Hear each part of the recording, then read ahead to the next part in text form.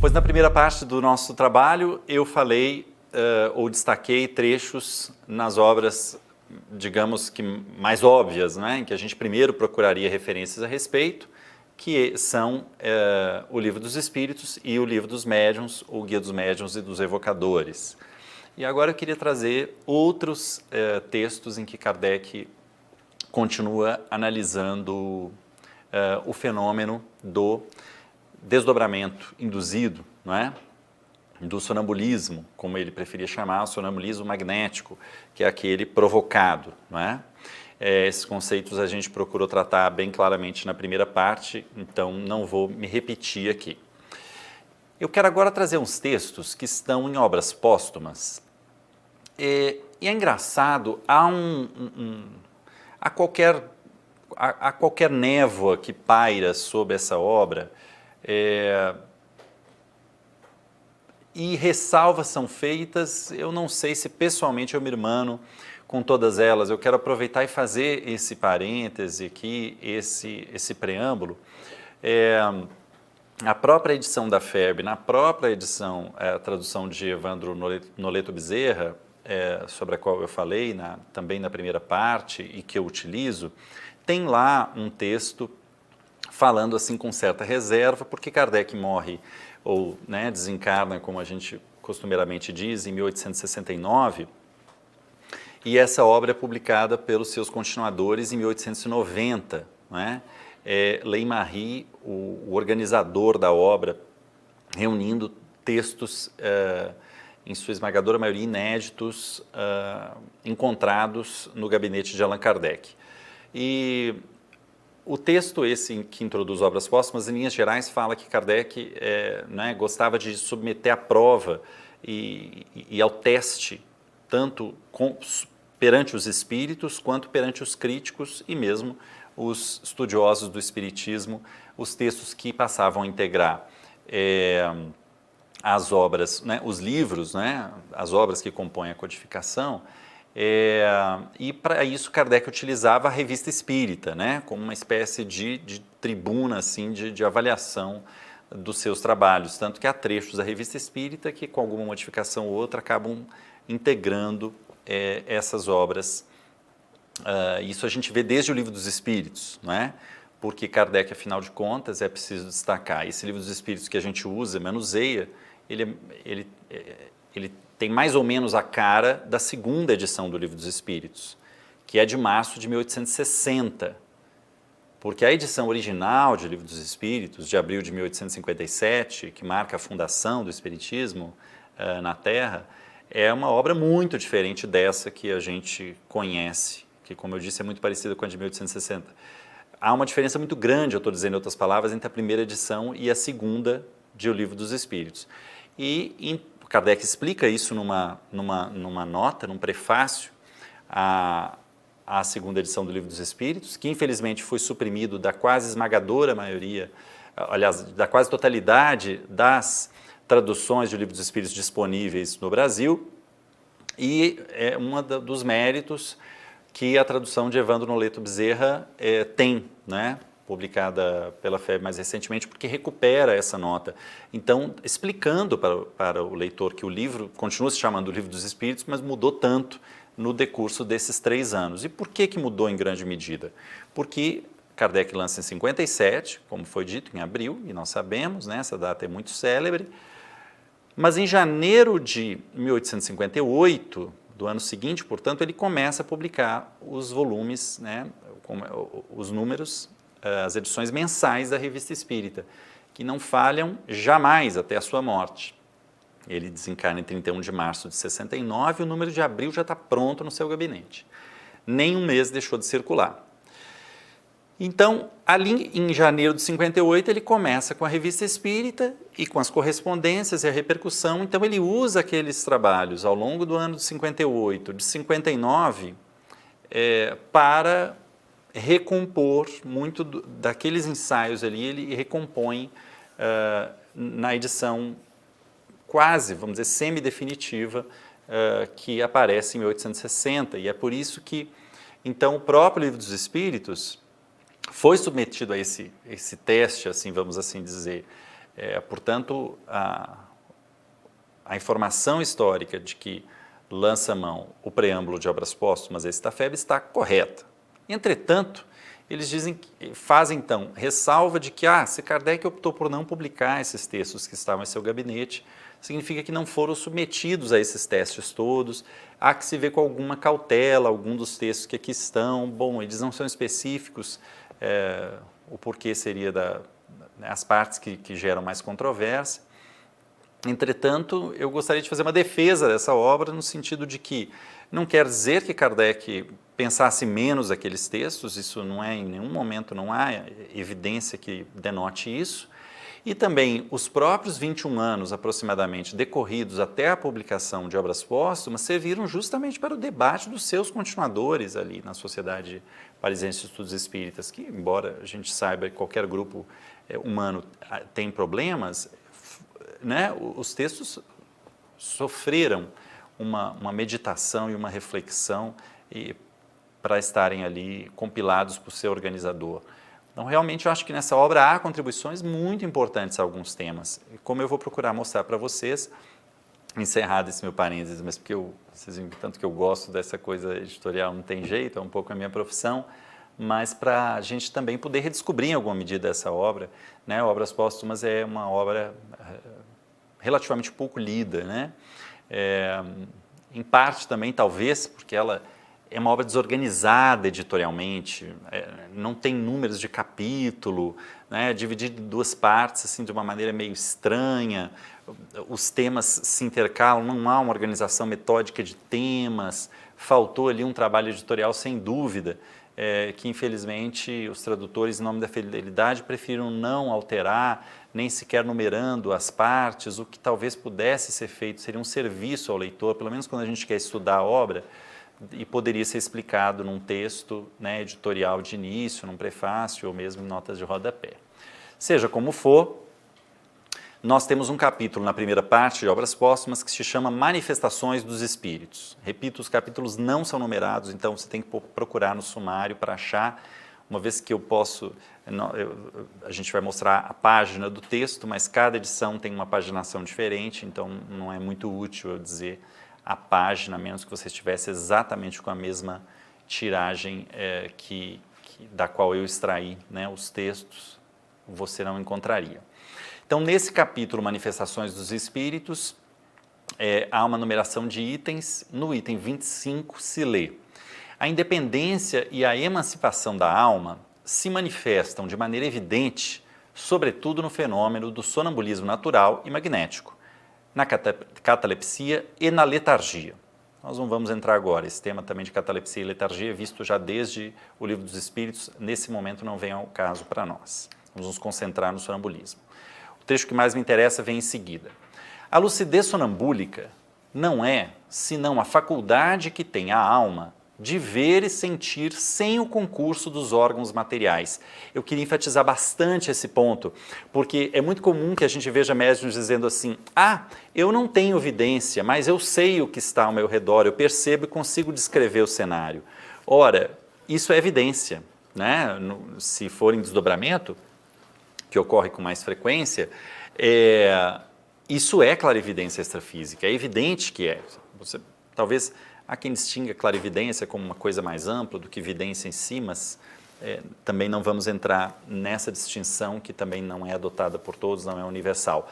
O meu ponto é o seguinte: a alma vê e sente sem o concurso dos órgãos materiais. Então, há um problema de concepção, muitas vezes, do médium ou do animista, nesse caso, daquele submetido ao sonambulismo, no que tange a sua lucidez, porque ele entende que terá, se é para ver, ele terá de ver como vê com os olhos.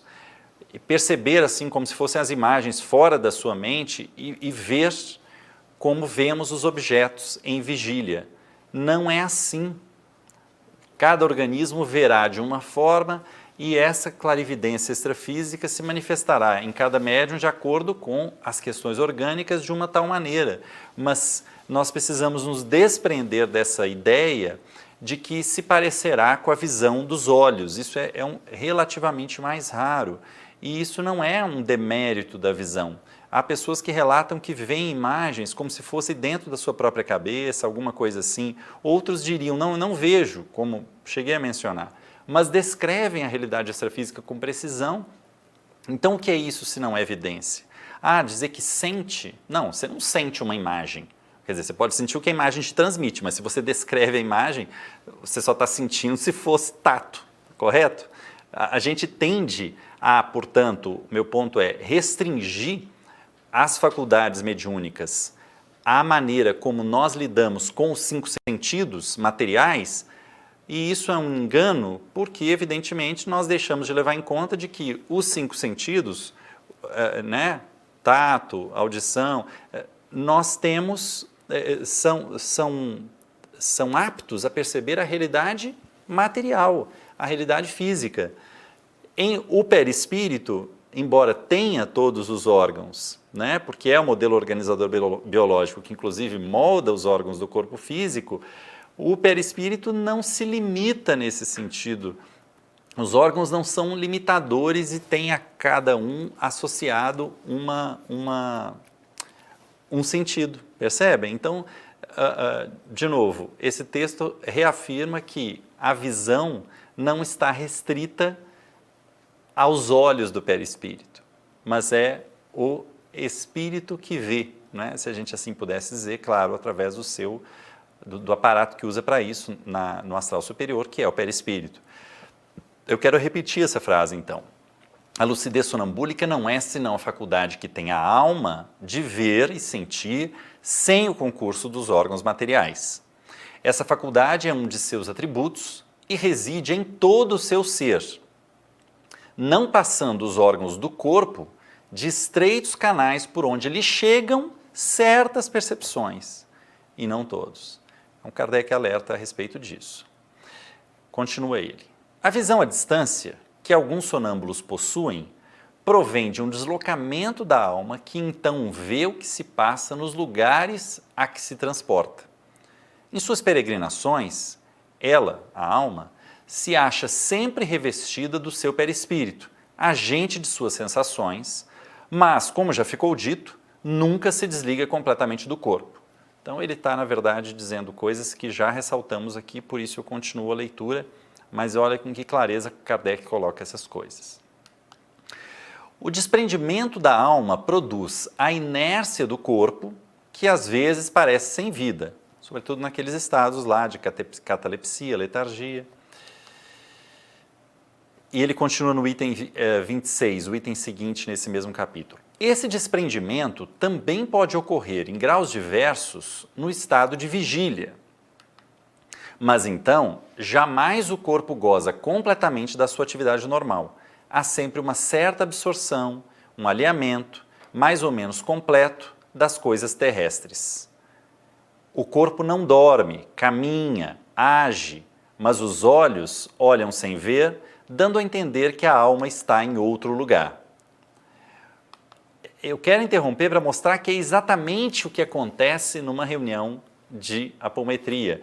Há uma noção, sobretudo de pessoas mais leigas, mas até de pessoas que têm algum conhecimento e vivência com o espiritismo, mas não participam de reuniões da natureza, de que a gente fala, nós trabalhamos com os médiuns desdobrados, e há uma noção meio curiosa de que se uma vez provocado o desdobramento, o médium, ou melhor, o corpo físico, né, a base física do médium deveria desacordar, né, deveria ficar prostrado porque o espírito saiu.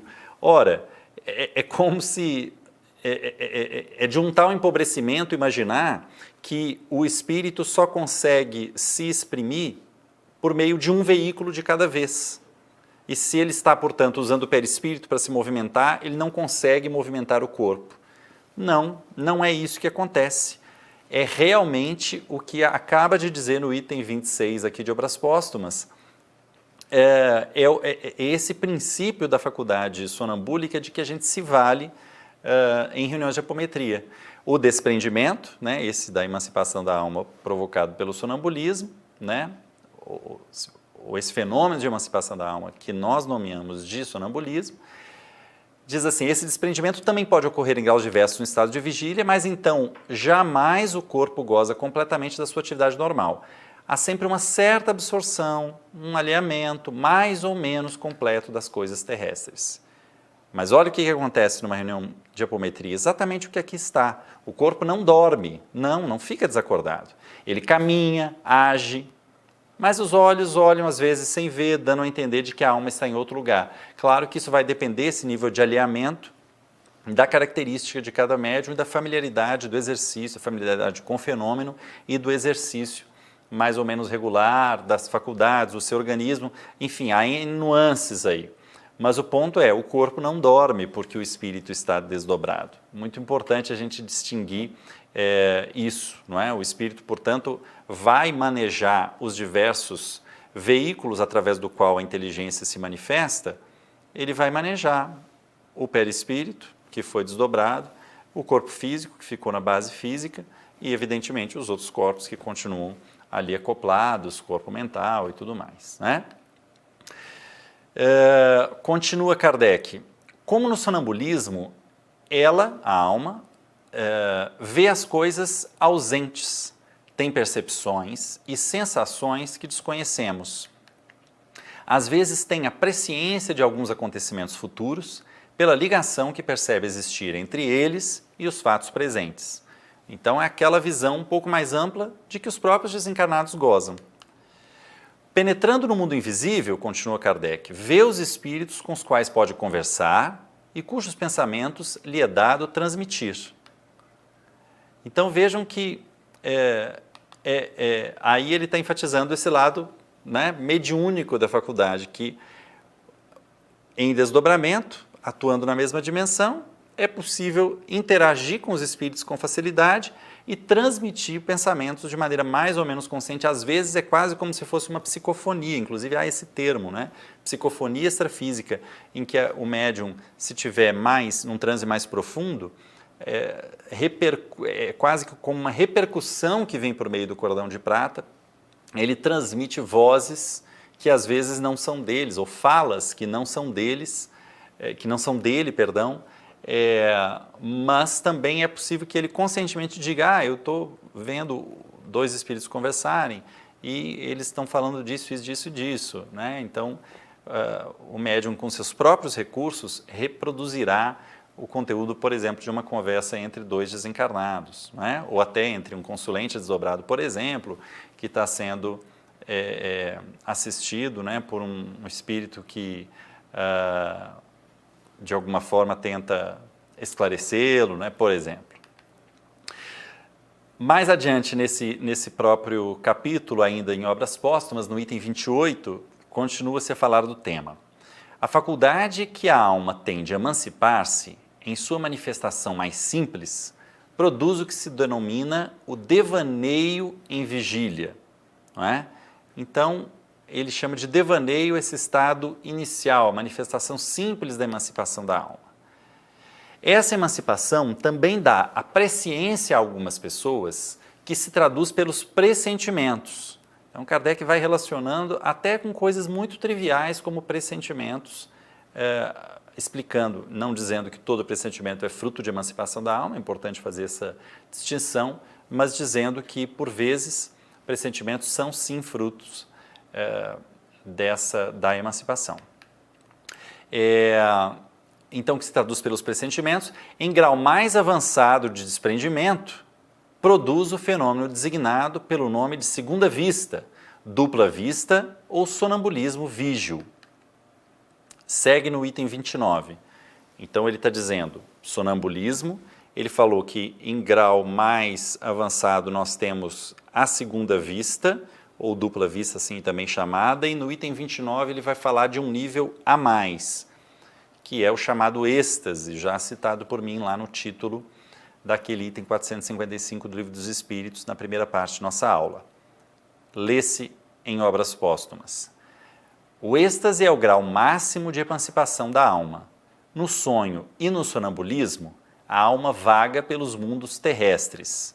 No êxtase, penetra em um mundo desconhecido, o dos espíritos etéreos. Etéreo, não etérico, reparem, ou seja, um mundo mais sutil, não é? De espíritos em princípio, mais elevados.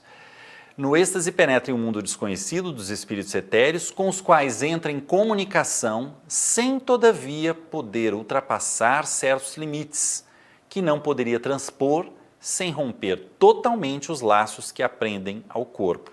Há também o caso dessa coisa dos espíritos etéreos, no sentido de espíritos muito, muito densos, né? Nos livros, por exemplo, da trilogia O Reino das Sombras, o médium Raul entra em profundos desdobramentos e tem contato com as dimensões completamente agrestes, completamente distantes vibratoriamente da realidade dos encarnados. Então também certamente poderia se pensar na aplicação de espíritos etéreos, conforme Kardec diz, no sentido de que é um super desdobramento, que seria o êxtase, né? Permite o contato com essas realidades eminentemente espirituais e muito distantes da realidade física do ser humano, né? O que o ser humano experimenta cotidianamente. Prosseguimos ainda em Obras Póstumas, agora no item 30. Assim como sucede com os outros graus de emancipação da alma, o êxtase não é isento de erros. E de novo aqui Kardec então faz um alerta, por isso eu considerei importante mais esse trecho no capítulo. Então reparem, mesmo o êxtase, que é o nível mais profundo de sonambulismo, ele diz, não é isento de erros, razão pela qual as revelações dos estáticos estão longe de exprimir, em todos os casos, a verdade absoluta. Olha a ressalva, a clareza, a racionalidade, o tom desapaixonado que com que Kardec se aproxima dos fenômenos. É muito bonito de ver isso e nós, dirigentes de reuniões mediúnicas, operadores, temos muito que aprender com isso. E claro, em certa medida, todos os médiuns, que como eu já disse também em aulas anteriores, o fenômeno mediúnico tem um quê que encanta, né? Que seduz, que fascina num certo sentido, que maravilha, a começar do próprio médium pelo qual o fenômeno acontece, se é o caso de um médium consciente, o que é a maior parte dos casos. Então, Kardec, eu achei importante essas ressalvas que ele faz, porque ele faz com relação ao êxtase, com relação ao estático, que seria o transe mais profundo e, em princípio, de mais lucidez, mas ele diz mesmo assim, as revelações dos estáticos não exprimem, estão longe de exprimir em todos os casos a verdade absoluta, portanto, veja como ele é muito ponderado ao submeter ainda percepções obtidas por meio do êxtase, Kardec submete a critério, exame com muita cautela, né? Ele explica, a causa disso, ou seja, dessa limitação, reside na imperfeição do espírito humano. Somente quando ele já chegou ao cume da escala, pode julgar as coisas com lucidez. Antes não lhe é dado ver tudo, nem tudo compreender. Se depois da morte, quando o desprendimento é completo, né, o desprendimento da matéria, ele nem sempre vê com justeza. Se muitos ainda se conservam imbuídos dos preconceitos da vida, não compreendendo as coisas do mundo invisível onde se encontram, com mais forte razão, haverá de suceder a mesma coisa, com o espírito ainda retido na carne. Então, olha a clareza com que Kardec anota que, se para o espírito desencarnado nós entendemos que há limite, conforme o quão apegado ou não ele estiver às questões materiais, estando ele desencarnado, ele não vê as coisas com clareza, não é? Só verá se for um espírito realmente com um grau de perfeição, para usar o termo kardeciano, mais raro, não é? Mais notável, quanto mais, né, como diz ele, com mais forte razão haverá de suceder a mesma coisa com o espírito ainda retido na carne. Então ele não se fascina com um fenômeno tão incrível mesmo como o próprio êxtase. Segue Kardec. Algumas vezes há mais exaltação nos estáticos do que verdadeira lucidez. Ou, melhor dizendo, a exaltação que apresentam lhes prejudica a lucidez, de modo que suas revelações são com frequência um misto de verdades e erros, de coisas sublimes ou mesmo ridículas. Espíritos inferiores também se aproveitam dessa exaltação, que é sempre uma causa de fraqueza quando não há quem saiba governá-la para dominar o estático. e para conseguirem os seus fins, assumem aos olhos deste último, ou seja, os espíritos inferiores assumem aos olhos do estático, aparências que o prendem às suas ideias e preconceitos, de sorte que suas visões e revelações não passam de reflexos de suas crenças, ou seja, das crenças dos próprios espíritos esses inferiores e às vezes do estático. É um escolho a que só escapam os espíritos de ordem elevada, escolho contra o qual o observador deve manter-se em guarda. Quer dizer, vejam como é maravilhoso. Kardec está dizendo, então, aquilo de que eu falava, de que a própria mediunidade, pela natureza do fenômeno, e nesse caso do êxtase, quando é um arrebatamento profundo, um transe mais profundo, e o nível de percepções é muito grande, e o médium tem percepções com uma clareza maior e até de realidades do plano espiritual, do plano extrafísico, melhor dizendo, que não são cotidianas, o próprio ato de perceber aquilo é como se comovesse de alguma forma, é o que Kardec chama aqui de exaltação nesse texto, né? É quase como se realmente tomasse as emoções do médium, ou nesse caso do estático, e isso acontece evidentemente não só no êxtase, mas ele fala que no êxtase acontece muito mais pela própria profundeza do transe, assim vamos dizer, né? A amplitude dele. Então, olhe com que cuidado nós precisamos observar essas revelações ou percepções que vêm a partir daí.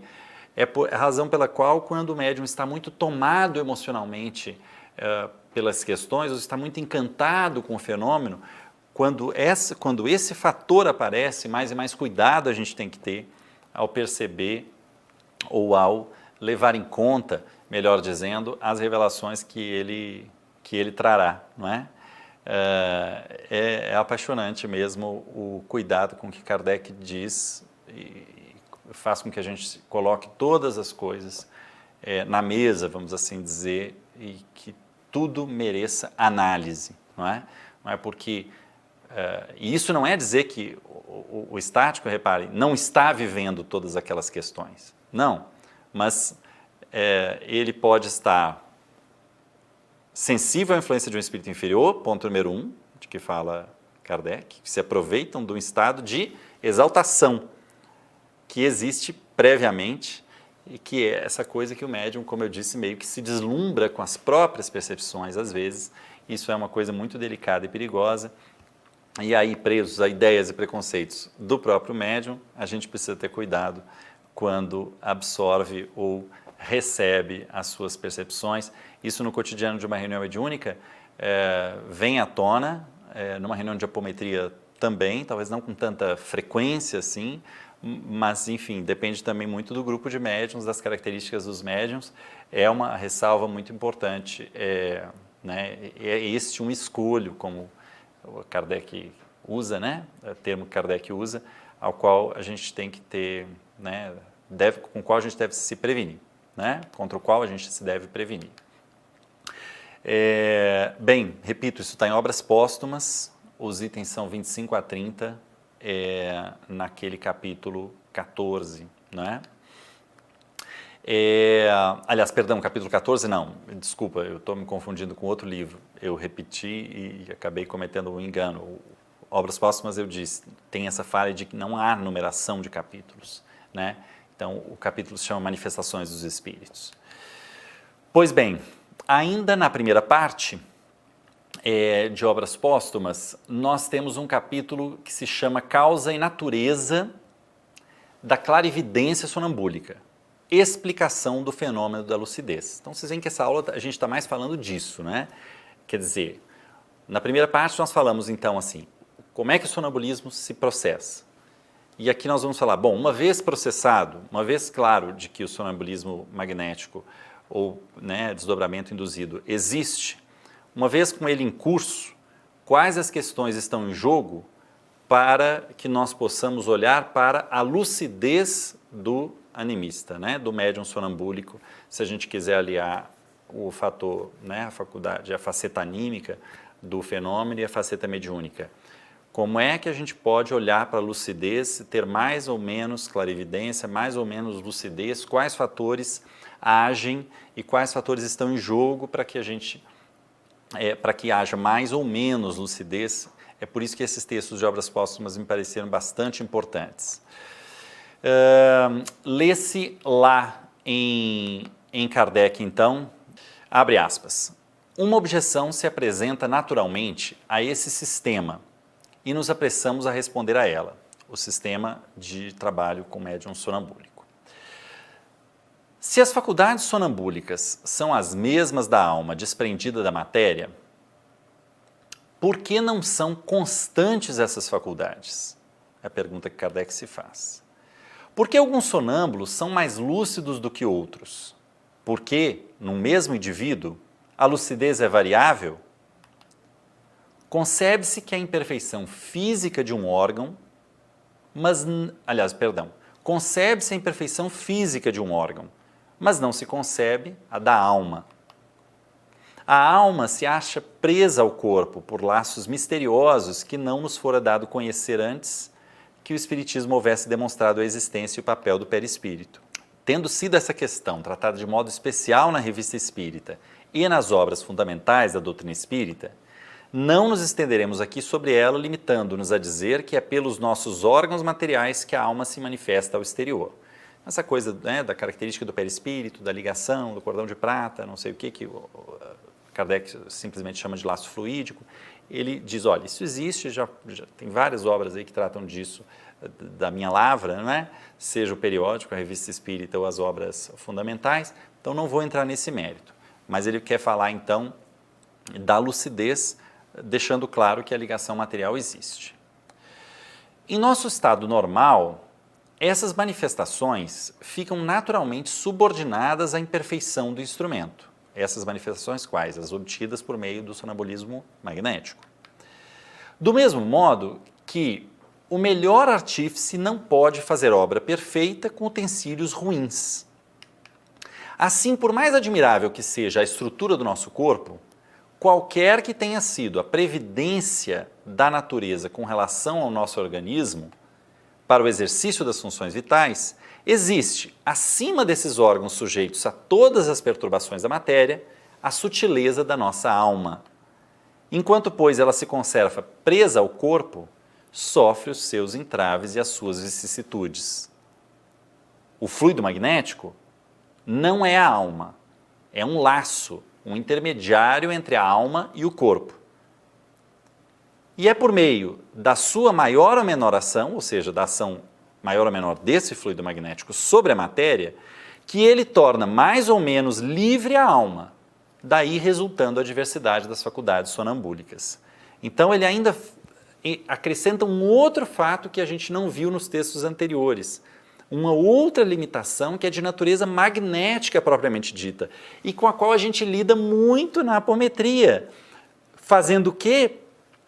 Na medida em que a gente socorre o próprio médium, o médium sonambúlico, do magnetismo do operador. Então, vejam como que o comando magnético, até naquelas leis que nós já vimos, né, em que nós movimentamos ou suprimos ou damos ao médium sonambúlico recurso magnético por meio dos comandos, ele poderá inclusive se deslocar nas dimensões extrafísicas e com essas paisagens das dimensões extrafísicas, ajustarmos a sintonia do médium para que ele perceba melhor, para que ele relate melhor. Então aí ele está colocando um outro fator. Então existe o cabedal de conhecimentos do médium, existe a limitação decorrente do fato de que ele ainda está ligado à matéria, mas existe também o fator magnético que interferirá na lucidez extrafísica. Esse aspecto do fator magnético ele não tinha trazido ainda nos textos anteriores de Kardec, eu repito, e eu quis lembrar porque é de todo relacionado com, especialmente, a quinta lei da apometria, a lei dos deslocamentos e tal, e do ajuste de sintonia vibratória, porque a gente supre justamente esse elemento, né? Então, a alma está presa ao corpo, sofre entraves e vicissitudes, mas ele diz ainda, o fluido magnético, que é essencial para que a alma se desloque, para que os fenômenos se produzam, para que as percepções sejam profícuas, para que a expressão se dê, enfim, é algo inerente a todo fenômeno. O fluido não é a alma, ele diz, é um laço, um intermediário entre a alma e o corpo, eu me repito, mas acho importante frisar esse trecho. É por meio de sua maior ou menor ação sobre a matéria que ele torna mais ou menos livre a alma, daí resultando a diversidade das faculdades sonambúlicas. É por isso que, por vezes, com o comando, a gente, numa reunião, consegue conceder como se fosse mais combustível, vamos dizer assim, é como se a gente desse mais corda, né? Pensando talvez assim numa pandorga, na minha terra se diz, né? Como é que é? Papagaio, algumas partes do Brasil, pipa, enfim, né? Como se a gente desse mais linha para o médium ir, né? O socorro magnético do médium procura suprir justamente essa limitação apontada aqui por Kardec, que continua. O sonâmbulo é o homem despojado apenas de uma parte de suas roupas, olha que interessante isso, de uma parte de suas roupas, e seus movimentos são embaraçados pelo que lhe resta dessas vestes. Então a metáfora que ele faz é genial. O desdobramento do perispírito ocorre, mas a questão ocorre e em que medida o médium sonambúlico logrou libertar-se das influências da matéria ou daquelas roupas. O que lhe resta dessas vestes é o que o embaraçará para que ele tenha mais destreza, né, ou determinará que ele tenha mais ou menos destreza extrafísica e, consequentemente, lucidez extrafísica. Então, capacidade de se movimentar e de perceber com clareza o que lhe cerca. A metáfora é muito boa e a gente consegue perceber claramente que diversos são os fatores que farão com que uns médiums tenham mais destreza e lucidez do que outros, né? Entre tantas coisas que já foram ditas, o próprio exercício, né? A própria prática desse fenômeno, né? Do desdobramento consciente, lúcido, também é muitas vezes assim chamado, né? Desdobramento lúcido, certamente tornará o médium mais e mais capaz, né? Corretamente orientado, de ser cada vez mais lúcido, né? E cada vez se movimentar com mais destreza. Adoro esse trecho que está lá, então, na minha edição, que é uma edição aí da FEB de 2009, a tradução do Evandro Leto Bezerra, como eu tenho dito, está nas páginas 129 e 30, enfim. Dei lá para vocês o nome do capítulo e acho importante que vocês observem.